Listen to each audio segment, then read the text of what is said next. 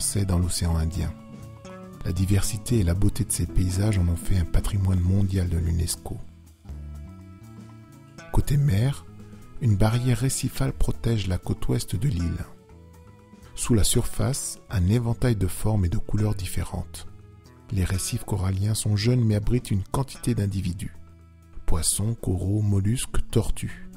On estime à environ 3000 le nombre d'espèces marines connues à l'île de la Réunion. De l'autre côté, à l'est, le décor est tout autre.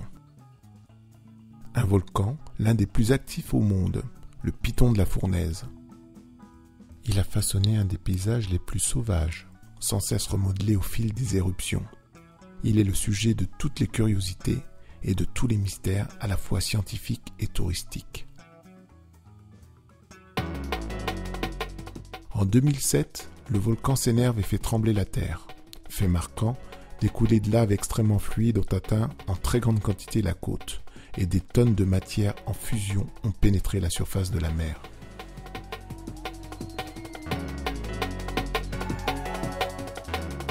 Une expédition en bateau s'organise alors rapidement. Depuis leur embarcation, des scientifiques et passionnés du volcan assistent à un spectacle insolite. À la surface de l'eau, de nombreux poissons flottent. En tout, 80 espèces différentes. La surprise est totale. Personne ne parvient à identifier les individus. Mais les grandes bouches, les yeux énormes, leur font penser tout de suite aux profondeurs abyssales. Les images font le tour du monde. Les articles de presse fleurissent. Le Piton de la Fournaise aura permis cette année-là de révéler une douzaine de nouvelles espèces de poissons pour la science. Donc ça c'était l'éruption, donc là on s'est enfui et à la limite du panache, on voit bien les limites là du panache, on a commencé à retrouver des poissons morts. En gros ça nous a donné un peu toutes ces espèces qu'on va voir après. Ouais. Là on a peut-être 4 ou 5 nouvelles espèces pour la science qui ont été découvertes. Voilà. Celui-là c'est un des plus importants, donc c'est celui qui porte le nom du Piton de la Fournaise, parce qu'il est très emblématique de tout ce qui a été trouvé sur le volcan. Voilà. On a quand même un volcan en éruption qui a remonté des espèces des grands fonds dont certaines ne sont pas connues. Donc on est dans un bouquin de Jules Verne, quoi. Sous la mer, juste en face des coulées, un paysage sous-marin unique. Un demi-tunnel de lave, long d'environ 20 mètres. Une structure extrêmement régulière. Le site a été découvert par hasard. Les laves ayant refroidi, la faune sous-marine s'est développée. Les coraux se sont installés rapidement, ce qui a étonné les biologistes.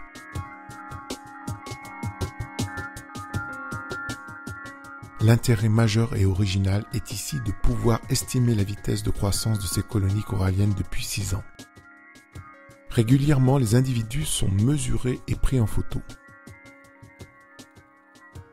Ce qui étaient de simples petites taches claires sont devenues des colonies qui tapissent désormais cette gouttière.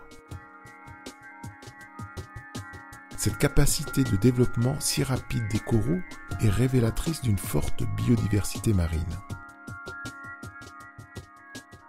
La Réunion, on disait 18 km de front de récif, en gros. Bon. Maurice, 320 km. Rodrigue, 200-280 km de front de récif. Quand on regarde la biodiversité de l'île de la Réunion est au moins égale à celle des 2 autres îles voisines. Donc ça dit bien ce que ça veut dire. Ça veut dire qu'en très peu d'espace, il y a une biodiversité qui est importante. La zone de Sainte-Rose représente désormais un intérêt majeur pour la science.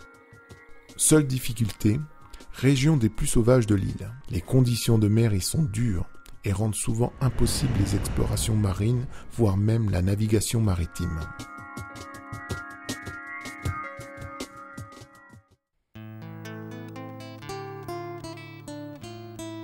Pourtant, en décembre 2011, une fenêtre météorologique enfin favorable s'offre enfin et permet à la communauté scientifique locale d'organiser une expédition remarquable. Biolave passait de la belle idée à un projet réussi. Ce sont 3 bateaux, plus de 50 bouteilles de plongée et 30 plongeurs qui sont mobilisés pour cette opération hors norme à La Réunion. Pendant une semaine, le but est commun, explorer pour prélever la faune et la flore. et espérer identifier de nouvelles espèces marines, poissons, algues, invertébrés, coraux. Les scientifiques hyper motivés sont lâchés dans le Grand Bleu sur 4 coulées volcaniques différentes, 1977, 2002, 2004 et 2007. Le temps d'immersion est précieux et compté. Les yeux cherchent et les mains s'activent pour collecter et photographier les organismes vivants.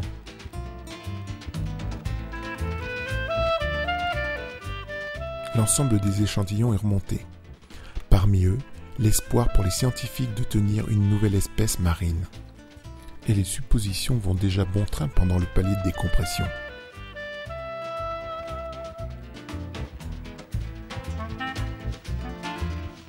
La précieuse récolte est analysée dans un laboratoire spécialement créé pour l'occasion. Il s'agit de nettoyer tous les prélèvements pour les étudier à la binoculaire, puis de les conserver pour des études ultérieures.